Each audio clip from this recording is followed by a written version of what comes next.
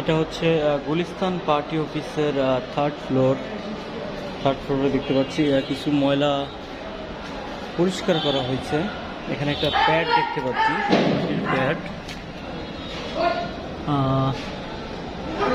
2017 সালের 25/11/17 অনুমোদিত সাইফুজ্জামান সোহাগ এবং জাকির, সেটা প্যাড দেখা যাচ্ছে এখানে।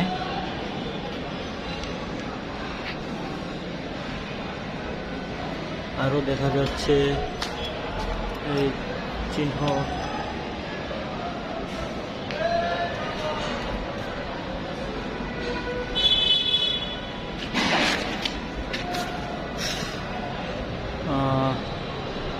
যুদ্ধাপরাধীদের বিচার বাংলার মাটিতেই হবে, শেখ হাসিনা।